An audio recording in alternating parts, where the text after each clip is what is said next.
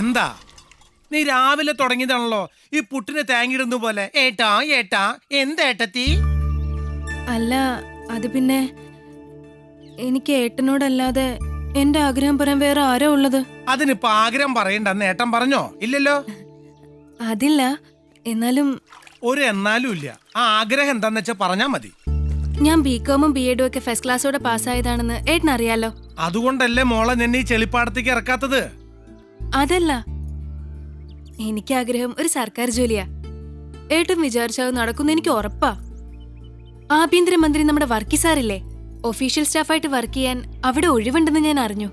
ആഭ്യന്തരമന്ത്രി വട്ടക്കാടൻ വർക്കി? ആ വൃത്തികെട്ടവന്റെ ഓഫീസിൽ തന്നെ വേണോ എന്റെ പെൺകുട്ടിക്ക് ജോലി?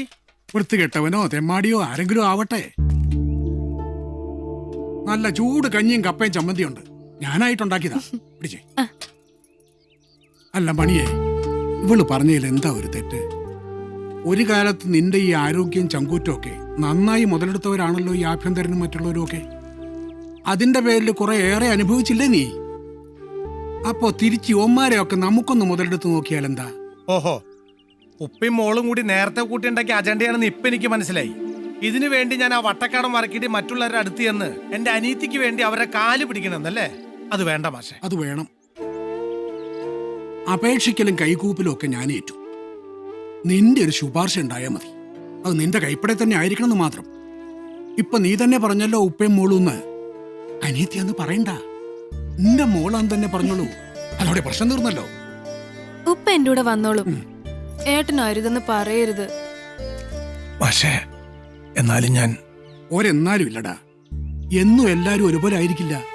അന്ന് നിന്നോട് അവര് കാണിച്ച നെറികേടിന് പ്രായശ്ചിത്തം ചെയ്യാനൊരവസരം, അങ്ങനെ അവരതിനെ കണ്ടുടാന്നില്ലല്ലോ. അത് വേണോ മാഷെ? വേണം.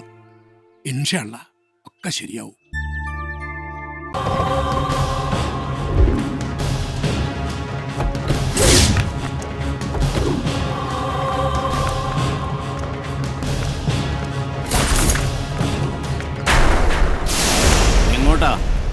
ഇതിനകത്തൊരു 16 അടി യന്ത്രത്തിന്റെ ചോറൂണ് നടക്കണ്ടെന്ന് കേട്ടു.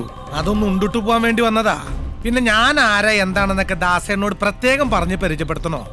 ഒരു കാര്യം എനിക്ക് ഉറപ്പാ, 5-8 കൊല്ലം മുമ്പ് ഇത്രയും നക്ഷത്രങ്ങളുടെ ഭാര്യ ഈ തോളത്ത് ഉണ്ടായിരുന്നില്ല. പിന്നെ മനസ്സിലായില്ലെങ്കിൽ പറയാം, മണികണ്ഠൻ, MLA മണി. അതുകൊണ്ട് ദാസാറി കൈ അങ്ങോട്ട് എടുത്ത് മാറ്റാം. ആ ശാന്തിപുരം കോളനിയിലെ ചെറ്റകൾക്ക് എന്തെങ്കിലും നക്കാപ്പിച്ച് കൊടുത്താൽ മതി, അതൊക്കെ ഞാൻ നോക്കിക്കോളാം. ചുമ്മാ 10-12 നിലയല്ല, ഇന്ത്യയിലെ തന്നെ നമ്പർ 1 ഫ്ലാറ്റാ ഞങ്ങളോട് കെട്ടിപ്പോക്കാൻ പോകുന്നത്. അതുകൊണ്ട് വേറൊന്നും നിങ്ങൾ നോക്കണ്ട. ഒരു ഇഞ്ചി നീരെന്നല്ല നിലയ്ക്ക് അതിന്റെ ഫോട്ടോയ്ക്ക് ഭരിച്ചു തന്നാ മതി. എന്തേ നീലാണ്ട? നീലകണ്ഠൻ എഞ്ചിനീയറല്ല, എഞ്ചിനീയർ. ഒക്കെ കണക്ക് തന്നെ നീലാണ്ട. 4/4 ഉണ്ടാക്കണം. അല്ല നമുക്കെന്താണ് വേണ്ടത്? എനിക്കിപ്പോ അതിന്റെ അല്ലേ ബേജാറ്. ഇതൊക്കെ അനുഭവിക്കാൻ നമുക്ക് യോഗം ഉണ്ടാവുമെന്നാണ്. അതെന്താ അബ്ദുള്ള കുട്ടി അങ്ങനെ പറഞ്ഞത്? ഒന്നും ഉണ്ടായിട്ടല്ല. വന്നതേതോ മാഷിന്റെ മോളായിട്ടാണെങ്കിലും പോയത് മണികണ്ഠന്റെ പെങ്ങളായിട്ടാ. അതും ആത്മഹത്യ. അപ്പോ എന്താ ഏതാ എങ്ങനാ എപ്പോഴാന്നൊന്നും പറയാൻ പറ്റൂലോ. മണികണ്ഠനാണേ. അതെ, മണികണ്ഠൻ തന്നെയാ.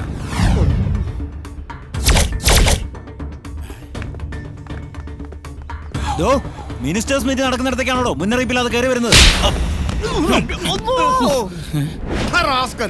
ഗുണ്ടായിസം കാണിക്കാൻ ഒരുമിട്ട് ഇറങ്ങുമ്പോ അത് ആരോടൊക്കെയാണെന്ന് ആലോചിച്ചിട്ട് വേണം. ഞാനേ കേരളം ഭരിക്കുന്ന ആഭ്യന്തരമന്ത്രിയാ. താൻ കേരളല്ല, ഏത് കോയമ്പത്തൂര് ഭരിച്ചു മുടിച്ചാലും ഈ മണികണ്ഠൻ ഒരുമ്പിട്ടിറങ്ങിയ തന്റെ ശരീരത്തൊരു രോമം പോലും ബാക്കിണ്ടാവില്ല. വെട്ടി വടിക്കും ഞാൻ. ഇത് തനിക്ക് വേണ്ടി ചങ്കർത്ത് ശീലമുള്ള മണികണ്ഠനെ പറയണേ.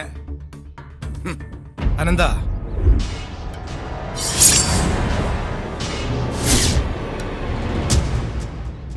ഇത് കണ്ട, പണ്ട് കണ്ടവനൊക്കെ വെട്ടാനും കുത്താനും നീയൊക്കെ ഏൽപ്പിച്ച വടിവാളത്. ഇത് ഇപ്പോഴും ഇങ്ങനെ തുരുമ്പെടുക്കാതെ കൊണ്ട് നടക്ക. ഇതുകൊണ്ടൊരു കർമ്മം വേണമെങ്കിൽ ഇവിടെ ഇപ്പൊ എനിക്ക് ചെയ്യാം.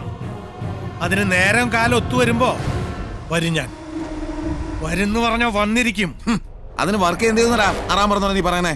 നിർത്തറപ്പേ, നിന്റെ അമ്മായിം ഉണ്ടാക്കി വെച്ച് ഉലുവക്കഞ്ഞ് സീസൺ നോക്കാതെ നിന്റെ കുഞ്ഞുമ്മാന്റെ ഉമ്മാന്റെ മോൾക്ക് അങ്ങോട്ട് നല്ല വൃത്തിയിൽ വിളമ്പി കൊടുത്തേക്കിടുന്നു. മനസ്സിലായ?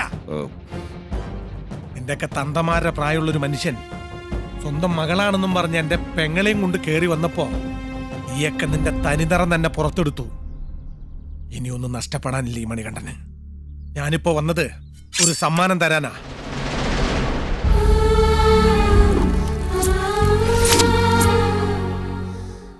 ഒരിത്തിരി വെണ്ണീറത് കത്തിയൊടുങ്ങും മുമ്പ് ചൂടോടെ വാരിയെടുത്താ എന്റെ കണ്ണീര്.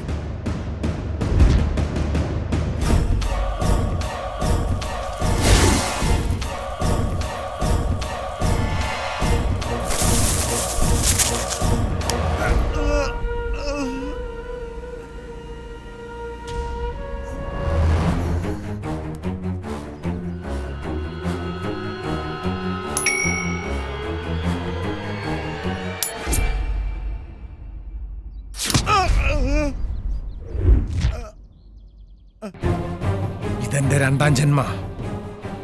കൊണ്ടേ പോയി ഞാൻ. പെങ്ങള് പുതിയ സ്റ്റാഫാണല്ലേ? അതെ. സൂക്ഷിച്ച് നിക്കണട്ടാ. താപ്പ് കിട്ടിയ വാഴപ്പിണ്ടിക്ക് ഓട്ടിടുന്ന ജന്മങ്ങളാ.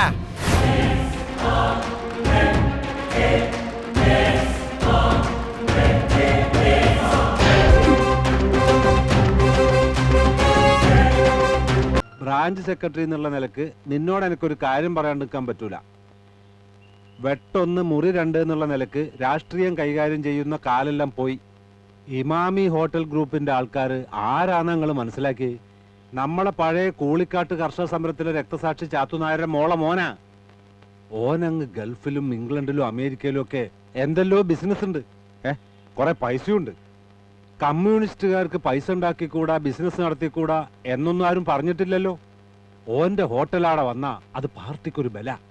അത് മനസ്സിലാക്കാണ്ട് നീയും കുറെ ആൾക്കാരും കൂടിയിട്ട് കണ്ടല്, പുഴ, പരിസ്ഥിതി എന്നൊക്കെ പറഞ്ഞിട്ട്. അപ്പോൾ അതൊന്നും നമുക്കൊരു കാര്യമല്ലേ? ഒരു സ്ഥലത്തൊരു പരിസ്ഥിതി പ്രശ്നം ഉണ്ടാകുമ്പോൾ പാർട്ടി ആരെ ഭാഗത്താ നിൽക്കുക? പ്രകാശനോട് ഞാനൊരു കാര്യം പറയാം. ഇമാതിരി സംഗതിയിലെല്ലാം പാർട്ടി ഒരു തീരുമാനം എടുത്താ അതെടുത്തു തന്നെയാ. ഇവനൊക്കെ കൂടുതൽ വായിക്കുന്നതിന്റെ കുഴപ്പാ.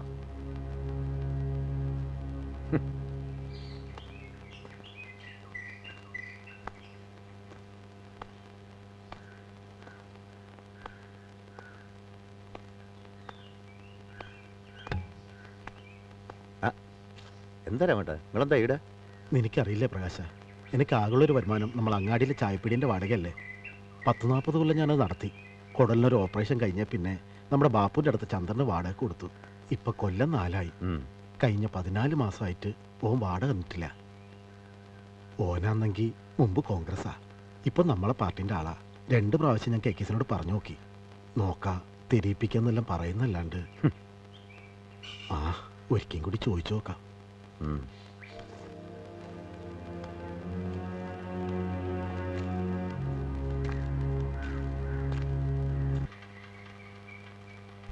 എന്തായി പ്രകാശ പുലിജന്മം? നല്ലോണം മെനക്കെടണം. നമ്മളെ കാഞ്ഞിരട്ടിനടുത്ത് പോയി കുറച്ചും കൂടി പഠിക്കാനുണ്ട്. നടീൻ്റെ കാര്യം ഇതുവരെ ശരിയായിട്ടില്ല. റോള് ചെറുതാണെങ്കിലും നല്ലൊരു നടി വേണം. വെറും പ്രൊഫഷണലുകാരൊന്നും മതിയാവില്ല. ശങ്കരേട്ടാ, ഒരു ചായ. നമ്മളെ പരിചയത്തുള്ളവരൊന്നും ഒരു ശരി തോന്നുന്നില്ല. ആരെങ്കിലും ഉണ്ടോ മാഷേ? നമ്മുടെ മരിച്ചുപോയ അഹമ്മദ് മാഷ മോളൊരു കുട്ടിയുണ്ട്, ഷഹനാസ്. പണ്ട് കുറച്ച് നാടകത്തിലെല്ലാം കളിച്ചിട്ടുണ്ട്. പിന്നെ കല്യാണം കഴിഞ്ഞു. 1 കൊല്ലത്തിനുള്ള ഡൈവേഴ്സ്. ആ കുട്ടി ഇതേ കഴിഞ്ഞ മാസം എടക്കേപ്പുറത്തൊരു കലാസമിതിയിൽ നാടകത്തിൽ കളിച്ചിട്ടുണ്ട്. മുമ്പ് ഞാൻ കണ്ടതാ. ഒന്നാന്തരം ആക്ടിങ്ങാ. എന്റെ ഈ നാടകത്തിനെ പറ്റുമെന്ന് അറിയില്ല. ഞാൻ പറഞ്ഞ ഓള് വരും. നാളെ തന്നെ നീ ഒന്ന് കണ്ടോ.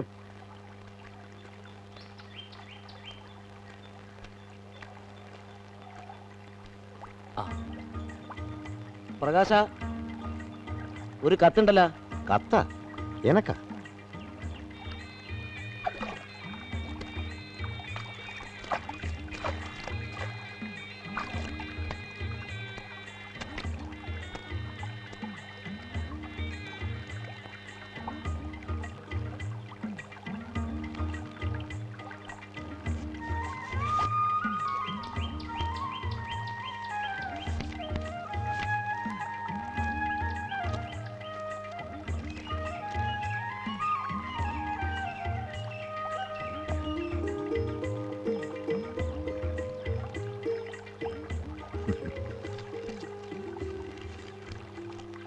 എന്താ പ്രകാശ, എന്തെങ്കിലും വിശേഷം ഉണ്ടാ?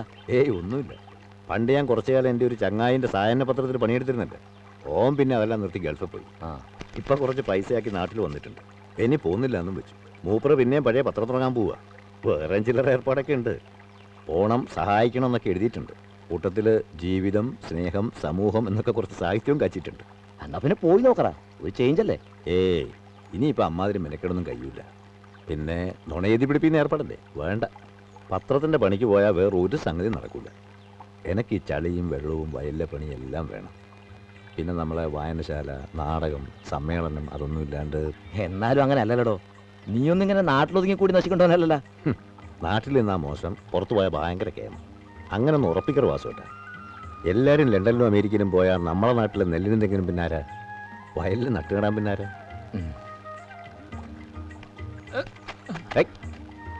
ഇത്ര തലനേരം നിൽക്കുന്നില്ലേ? എന്റെ പ്രകാശേട്ടാ, നമ്മളെ കുന്നുംപുറത്തെ സുരേഷ് ഇന്നലെ ഗൾഫിൽ നിന്ന് വന്നത്. ഓൻ കൊണ്ടുവന്നൊരു സാധനമുണ്ട്. ഉയർന്ന ബന്ധുന്നാ ഞാൻ പറയണ്ടേ. വീട്ടിൽ പോ. അല്ല പ്രകാശേട്ടാ, ഞാൻ ഫിറ്റൊന്നും അല്ലാന്ന്.